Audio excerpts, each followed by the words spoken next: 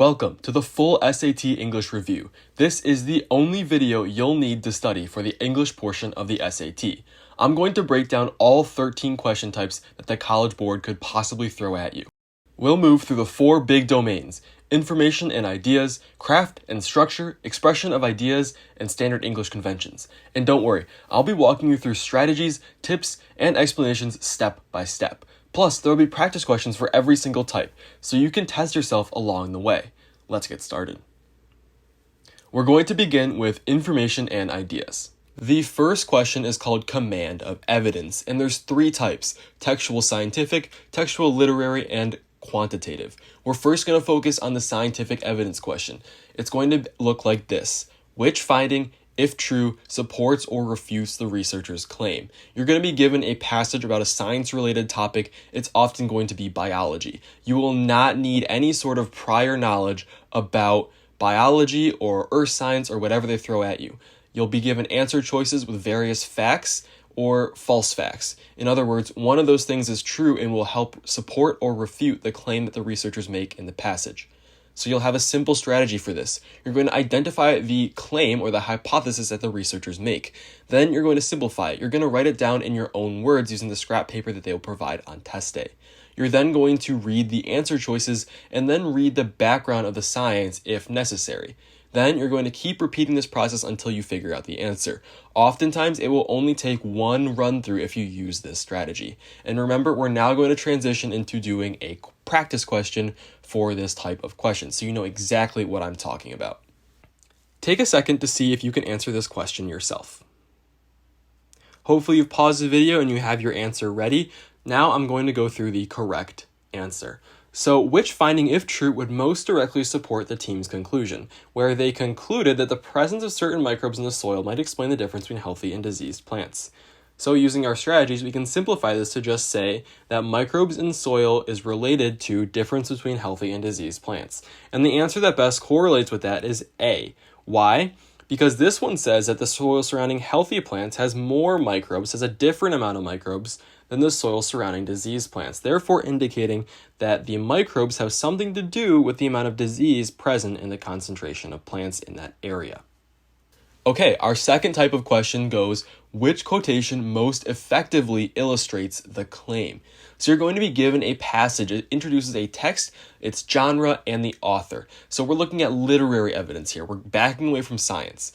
It'll have a claim that regards a person, a place, or an idea, a noun, within the novel. There will be several quotations as your answer choices, and one of those quotations will prove the claim that was made in the passage.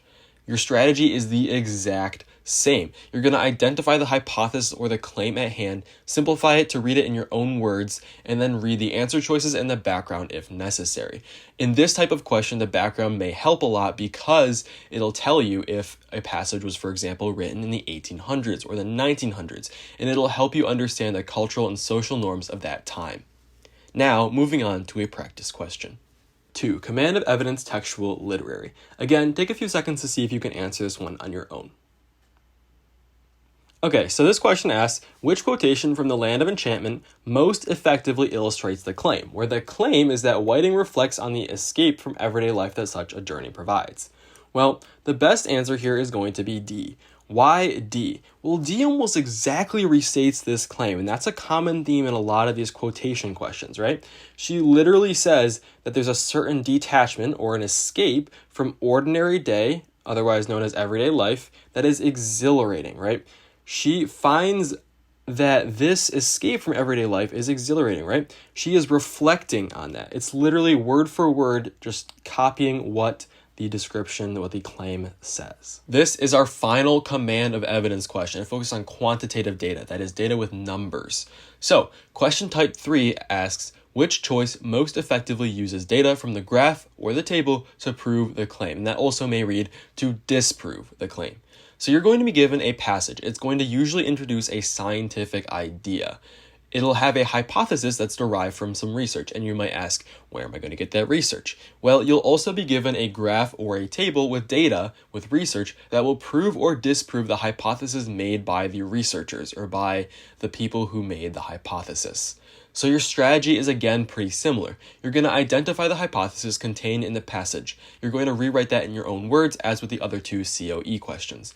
Then you're going to find some data in the graph or the table that might prove that hypothesis. And you're then going to read the answer choices and then read the background. Now note, when you read the answer choices, some might falsely represent the data given. For instance, if I had a passage that was talking about the age of dinosaurs, and then one of the answer choices talked about something completely different. Let's say how long ago dinosaurs lived.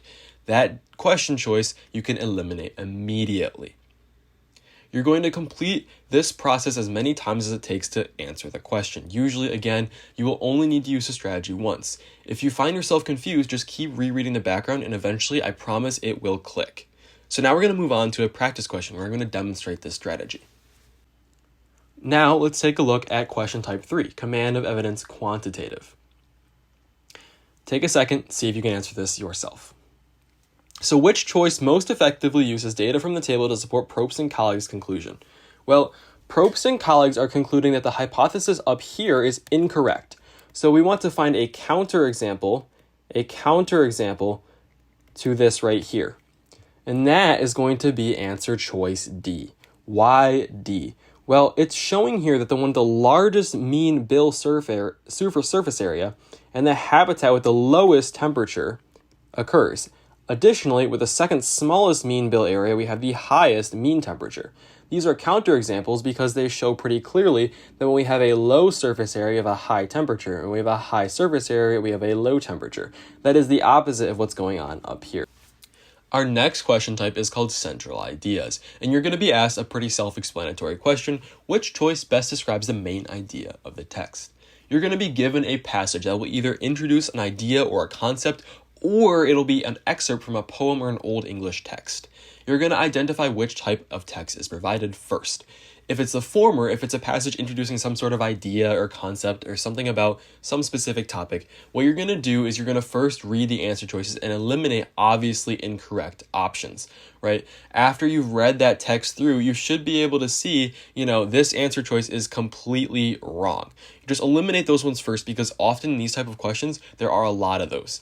Then you're going to write out a basic structure in your own words of what that passage discussed. You're going to be like, okay, so first they had a claim, then they had some details, and then they had a new development. Something like that. Just write that down in some specific words on your own paper, then reread the answer choices and see which one best matches up with the outline that you yourself drew. Now, if it's the other type, if it's an excerpt from a poem or an Old English text, there's probably going to be some sort of main message, some sort of thematic idea, similar to what you might have on like a Common App essay or something about a life lesson, right? You're going to determine the main message that the poem or the Old English text attempts to impart. The most obvious solution is likely the right one. The SAT is not trying to do any sort of trickery or any advanced language analysis. They're just trying to test, can you figure out what the main idea of a pretty basic text is? All right, question type 4.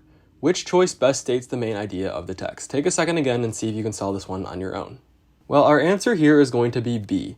Why B? Well, let's take a look at this again. We have a pretty general structure here that we can solve using the outline strategy. So first we have kind of this hypothesis here, but it hasn't been tested. And then we have this guy, Sahas Barve, who studies feathers from songbird species to see if this hypothesis can be proved. And he does. He lends new support to the general prediction after finding an association between habitat temperature and feather structure.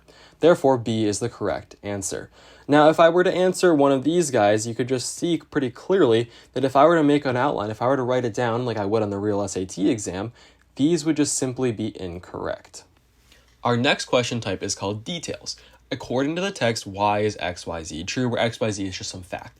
Now, this one is a little bit harder to categorize, and it might be a little bit different of a structure. But basically, what this type of question is it's going to say, why is something about the text true or false, or how can I compare two things within the text? It'll just ask you about something within an excerpt. And again, we're going to have a passage that introduces some sort of idea or concept or topic, or you'll have a literary excerpt. And regardless of which one it is, the first thing you need to do is identify XYZ within the text. So if I'm having a text that is about blue whales or something, right, I'm going to identify where the text talks about blue whales and what about them I might need to answer the question. I'm going to underline that or highlight that on the exam.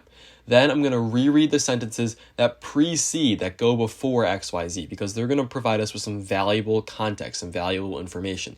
And then I'm going to read the answer choices. All right, because those sentences that precede XYZ are probably going to explain why it's true or more about it. And then with that information, I'll be able to read the answer choices and get the correct answer. Moving on to a practice question. Question type 5, details. Take a second and see if you can do this one on your own. Well, this one's a pretty easy one, and it's very clearly A. It literally says right here that Smilonskil, if that's how you pronounce it, is said to have ruled in the 10th century, but whose historical actuality is disputed. However, this guy up here, Lambert, is pretty clearly documented, right? They agree that this guy exists, but they're not really sure if this guy really exists or if he's maybe some sort of ancient urban legend. Our last information and ideas question type is called inferences. Which choice most logically completes the text?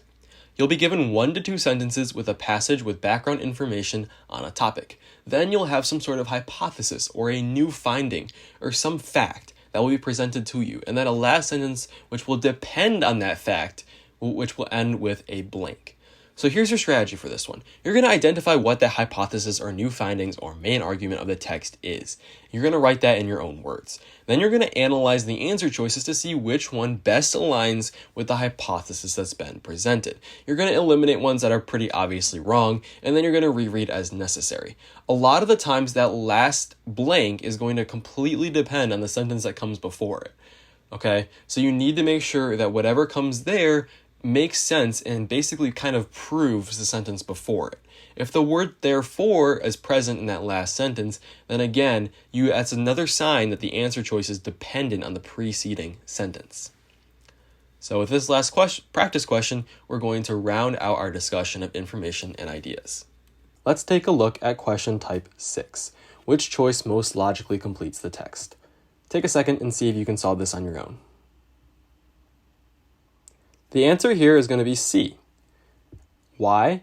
Because this sentence here says that a group of researchers recently reviewed hundreds of food-related paintings and found that lemons were in Dutch paintings 3 times more frequently as dairy periods did, therefore saying that food in Dutch paintings is not realistic, right? We see here that there's doubt on the idea that this is a realistic thing. This makes sense, right? We're literally seeing here that the art shows that there is a lot more lemons, whereas realistically, there were a lot less lemons, right? We have this kind of parallel here between doubt and realism. Now we're moving on to craft and structure. The first craft and structure question is called words in context, and this might as well be called the vocabulary question. It's going to ask which choice completes the text with the most logical and precise word or phrase. You're going to be given a passage with information on a topic containing a blank in which a word should be inserted. So what they're basically going to do is they're going to give you a full passage. It'll be around 3 or 4 sentences, and there's just going to be a 1-word blank, and you're going to have to figure out which word is best suited to go into that blank.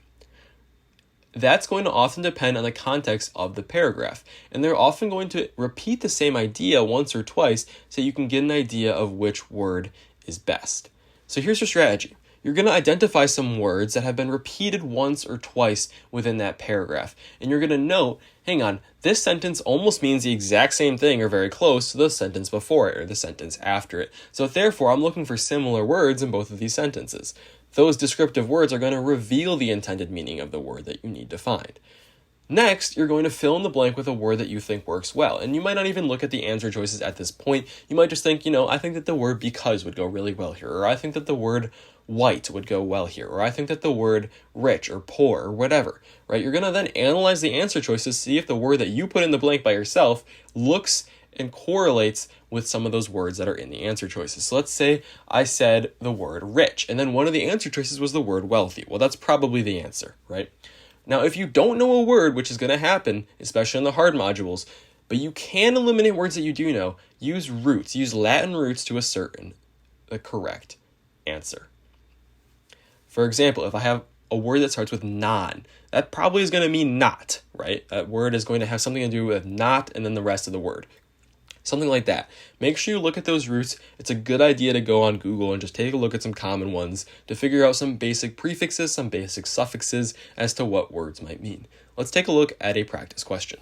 Now let's take a look at question type 7, words in context. This one, again, is pretty much a vocabulary question. Take a second, see if you can solve it. Well, the only real one that makes any sense here is going to be B. Discern steps in the evolution of hominids, right? Exploit, prioritize, and yield simply just do not make sense in context, right?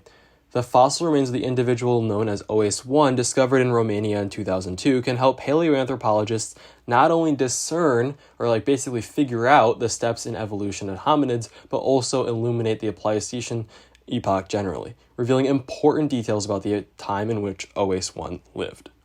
Question type 8, text structure. Which choice best describes the overall structure of the text, or which choice best describes the function of the underlined sentence in the text as a whole? So you're going to be given a passage with information regarding some sort of idea or topic, or you might be given another one of those poems or old English texts. You're either going to be asked the first question, in which case it'll be like some sort of outline in every single answer choice. Like the outline will say first they introduce new information, then they do something else, and then they whatever, right? They could be, first there's a claim, then there's evidence, then there's a conclusion. Those will all be answer choices. You'll have basically a different outline for the thing for each answer choice. Or you'll have one underlined sentence and it'll ask what's the function of that sentence? What is it doing? Is it providing new information? Is it giving the author's opinion? Is it making a claim? One of those 2 or 3 or 4 different things, right? Now, for both of these types of questions, which is why we kind of combine them here, you're going to simplify every single sentence of the text, right? You're going to write each sentence in your own words, kind of like a bulleted notes, right? You're going to have either an overall structure of the text question or you'll have the single sentence question. For both, just try to find a answer choice that correlates with your outline. For example, if I had an outline and I was looking at sentence 2, and sentence 2 I just wrote down, okay, this has some evidence. And one of the things was, the underlined sentence was sentence 2, and I was asked which choice is best going to describe the function. Well, the function is to give evidence, so I'm just going to look for an answer choice that involves, evidence was given, right? Or for the overall structure of the text question, I'll try to find an answer choice that matches with my outline. Let's take a look at a practice question because this one can be a little bit confusing. Which choice best describes the overall structure of the text?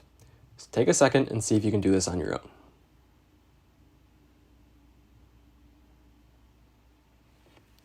The correct answer is D. We have a philosophy introduced by Lucy Sprague Mitchell, right? And then we have a book. And then the last sentence basically correlates how the book relates to Mitchell's kind of theory. And that is very clearly represented in option D. Our next question type is text purpose. Which choice best describes the main purpose of the text? And a lot of the time, it's just going to be to convince you of something that is true. All right. Similar to the other questions, you'll just be given a passage with some information. You're going to simplify the passage again. You're going to take a look at every sentence. What does it contribute to the text? You may want to use the Notes app feature in Blue Book. Now, one thing you might want to do is identify descriptive words or words of persuasion. If you have a bunch of opinionated words in a text, chances are it's an opinionated piece that's trying to convince you that something is true. And that's probably going to be the answer.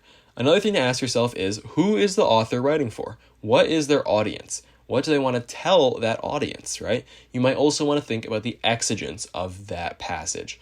But asking yourself that question is going to reveal the correct answer, and 9 times out of 10.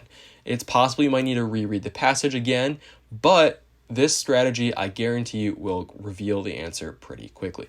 These questions are not too hard. Question 9. Which choice best states the main purpose of the text? Take a second and see if you can answer this on your own. This one is a pretty easy one. Literally every single thing that Dickens says kind of shows how everything is alike. Like one another, like one another, like one another. Same hours, same pavements, same work. To every day was the same, and every year the counterpart of the last and the next. This one is pretty clearly A. Everything is uniform. Everything is the same, is like another, is the counterpart of the last and the next. It's a very clear answer. Question type 10 is cross-text connections. And there's a lot of different questions that they can ask here, but some things will always be true. And that is that you'll have 2 texts labeled text 1 and text 2, and there's almost always going to be some common point that the texts agree on, and then 2 or 3 disagreeing points, right? Or it could just be 1 or 2 disagreeing points, depending on how long those passages are. Basically, the question will ask you either what do the authors agree on, or what do they disagree on, or how might they respond or reply to each other based on their differing points of view. So here's your strategy. You're going to identify what the topic discussed is. Then you're going to identify what the similarities and differences are, if applicable. Now, if they all agree with everything, that's okay, but that's probably unlikely. You're probably missing a difference, so make sure you just go back and take a look at that again if you can't identify any similarities, or if you find that you can't identify any differences. Now, highlight that important info as to which, where they disagree or where they agree, and you can highlight that in different colors. Maybe you choose pink and blue, right? Now you're going to correlate the answer choices. You're going to look at the question, and you're going to correlate the answer choices with author thoughts. So let's say like the authors agree on point A, but they disagree on point B. And the question is, based on the text, both authors would likely agree with which statement. And one of those statements, one of those answer choices is, point A. So you're going to be like, okay, well, that makes it pretty easy. I'm just going to correlate my point A. I'm going to look at, which answer choice is point A, and I'm going to put those two together. Let's take a look at a practice question. Let's take a look at question type 10, cross-text connections. Based on the text, how would the author of text 1 most likely respond to the proponents of the philosophical stance outlined in text 2? Take a second and see if you can answer this question. The answer here is going to be D. Moore would assert that external world skepticism is at odds with other beliefs that these proponents must unavoidably hold. Basically, he's just saying that there's common sense. External world skepticism, philosophical stance, supposing that we cannot be sure of the existence of anything outside of our own minds, but Moore would simply say that we can just use common sense. There are certain things that have to be true, no matter whether or not people believe in them. By basically taking this as to be true, Moore would say, okay, well, you're using another thing. You're using some other fact that you hold to be true. Now we're moving on to expression of ideas. Question type 11, transitions. We're almost done. Which choice completes a text with the most logical transition? You have used transitions all your life. In conclusion, similarly, like, though, but, for, every single one of those are all transitions. You're going to be given an informative text on some topic with one of the following. You're either going to be given a multi-clause sentence that requires a transition between the two clauses, or you'll be given 2 sentences that require a transition between them. Here's your strategy. You're going to identify the meaning of the clause that comes first. Then you're going to identify how the second one compares, right? Do they contrast? Do they relate? Do they add to each other? Maybe you use additionally for that. Do they have a cause and effect relationship? Because X, so Y, or because, something happens and another thing happens. We have a list of transitions for you to use. These are common transitions in the SAT. Again, these are 8 different categorizations that we can put transitions into. We have cause and effect, comparison, contrast, persuasion, illustration, addition, emphasis, and conclusion. All of these transitions could appear on the SAT, and you just basically need to figure out which one is the best one to use in the blank, right? I'm going to do a practice question to kind of explain what I mean a little bit more. Question type 11, transitions. Now we can kind of just go back and look at that transition table that I showed you earlier. But this one's pretty simple. We have 2 different sentences that are contrasting. This one says that we're isolating a pure sample of selenium, and then this one is saying that we have molybdenum. These 2 are contrasting, so therefore our answer must be A. Our second to last question type is rhetorical synthesis. The student wants to do XYZ. Which choice most effectively uses relevant information from the notes to achieve this goal? You're going to be given some background on a topic. It'll say the student has taken these notes on XYZ topic. Then you'll be given some bulleted notes on XYZ topic.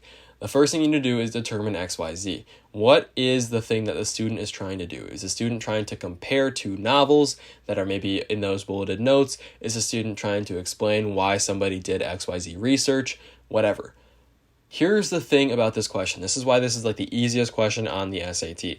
Because a lot of the answer choices have nothing to do with XYZ, right? The student wants to do XYZ. Let's say the student wants to make a claim. 9 times out of 10, 3 out of those 4 options are not even going to be a claim. They're not even going to make any sense at all, right? And you can eliminate those so easily. Just take them out, right? Then you're going to read the bullets. If there are any answer choices left, you're going to read the bullets to determine which one is factually correct, because sometimes they'll try to trip you up. They'll put an answer choice that basically just incorrectly interprets the notes the student took. Question type 12, rhetorical synthesis. I'm going to go into this one a little bit more. So this one says a student wants to explain an advantage of the new platinum catalyst developed by Jianbao Tang and his colleagues. Which choice most effectively uses relevant information from the notes to accomplish this goal? Now, we want to explain an advantage, and without even reading this, let's just pretend this doesn't exist. Is this an advantage? No, it's not. Is this an advantage? It means a particular amount to be effective? No, that means that, it's a bad thing, really. It's a rare and expensive metal, and it typically requires a lot of platinum. That's also a disadvantage. And so without even reading the problem and knowing literally nothing about platinum, the only option that could possibly be true is D, because it requires far less, right? That's like literally the only one that describes an advantage. And if we go back up here, we can see that that is in fact correct using the advantages, right? Using the notes above. But another reminder that these type of questions, these rhetorical synthesis questions, are often very, very easy because they literally don't even relate a lot of the answer choices to the prompt at hand. Now, the last thing we're going to look at is grammar. Grammar is super important. It's literally like half of the test, so you need to make sure that you have these grammar questions down. Form, structure, and sense, and boundaries. These are the last things that you need to know for your SAT. Which choice completes the text so that it conforms to the conventions of standard English? That is a mouthful. What that means is which one is grammatically correct. You'll be given a short paragraph on a topic with a blank that will be inserted usually where punctuation is necessary, often between clauses.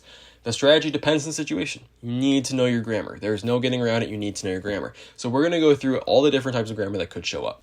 Subject-verb agreement. The key thing that you need to know here is that singular subjects will relate to a singular verb and plural subjects will relate to a plural verb, right? There are several other rules in this slide. You can read through them if you'd like. I'm going to keep moving because that's very, very simple. You just need to have singular subjects, singular verbs, plural subjects, plural verbs.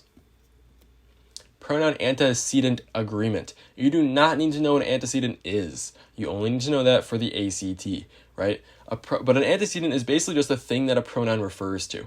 They must agree in number and gender. So here are a list of different pronouns that you may need to use. If you have a singular antecedent, you must have a singular pronoun. If you have a plural antecedent, you must have a plural pronoun. Plurals and possessives. To form a plural, just add an S. You'll notice here, plural becomes a plural when we have plurals, or possessive becomes a plural when we have possessives. Do not add the apostrophe, right? You should have students without the apostrophe. Student becomes students. GPA becomes GPAs. 4.0 becomes 4.0s. You are not adding apostrophe when you make that into a plural. But when we have a possessive, when a noun owns something, for example, he read the student's books. The books belong to the student, right? So you add the apostrophe. He read the students' books, right? Here, students is plural, right? He's basically saying, if I have a collection of students and I'm reading their books, right? Make sure you add the apostrophe when it's a possessive. You do not add it when it's a plural. Verb forms. Make sure your verbs are in the correct tense. If you have a sentence which will be given to you on the SAT and every single verb is in present tense, do not choose the verb that is in past tense. Choose the verb that is also in present tense, right? It's very simple. Make sure you maintain the verb tense throughout the paragraph. Subject modifier placement. Very, very easy. Subjects and modifiers must be next to each other. So a modifier is basically something that describes a subject. So let's take a look at this example. In the correct one, we have old and withered. The tree was a constant force of nature. Old and withered is describing the tree. Therefore, when we have the tree, that part must be right next to, physically next to in the sentence, old and withered. Old and withered, a constant force of nature was the tree, sounds like Yoda. It's wrong. You need to not sound like Yoda. You need to have all of your stuff needs to be next to each other. If you have a modifier, it has to be next to the subject. All right, question type 13A, form, structure, and sense. See if you can take a look at this. All right, so I've already written our little sentence down here without any punctuation whatsoever. Let's take a look at this and see if it makes any sense. After the colonies achieved their independence, Paine moved to France where the provocative author's political writings would contribute to another revolution, the French Revolution. Well, we can already see it. There are not multiple authors, right? There is only one author, and the political writings belong to that author. Therefore, we should have a little bit of possession going on, which means that we need to have an apostrophe here, right? The provocative author's political writings, plural, would contribute to another revolution. Now, we don't need to add an apostrophe here because it's just pluralized. This is not showing any possession here. Only this one is showing any possession. Therefore, let's take a look at and see which one correlates with this right here, and we notice that it is choice B. Linking clauses. What is an independent clause? What is a dependent clause? Well, a clause to begin with is just a building block of a sentence that involves a subject and a verb. Independent clauses can be sentences on their own. Dependent clauses can't. So the man had experience could be a sentence on its own, but because he had worked in the industry for years, can't, because it starts with because, and it's not really explaining what that because is to, right? Just like thinking about that in your head. If I just said, because he had worked in the industry for years, that sentence is missing something, right? It just doesn't make sense. Now, how do we link these clauses together? Well, let's say we have two independent clauses, right? We're going to use a comma and a coordinating conjunction, that is the fanboys, for, and, nor, but, or, yet, and so. So let's have an example here. It wasn't the best work. That could be an independent clause. Yet, it was an improvement over last time. That could also be an independent clause. It was an improvement over last time is something that makes sense. We have a subject, and we're good, right? So we're going to use a coordinating conjunction there. We're going to use yet, and we're going to use a comma. That makes sense. Now, semicolons and periods can also link independent clauses. For example, he was old, semicolon. He'd been on this earth for 80 years, right? Those two things could also be standalone independent clauses, but we're going to link them with a semicolon. Linking independent and dependent clauses. We're going to use a subordinating conjunction. Although, since, when, because, while, or after. There are many other subordinating conjunctions, but unlike the fanboys, it's not like a specific list of them. We're also going to use a comma if the dependent clause comes first. So because he was old, again, we have another one of those dependent clauses that starts with because, he had experience. We have a comma there because the dependent clause comes first. Or if we kind of switch that around, we put the dependent clause second, we won't need that comma, right? He had experience because he was old. Supplements. When an essential element is removed from a sentence, the sentence no longer conveys the same meaning.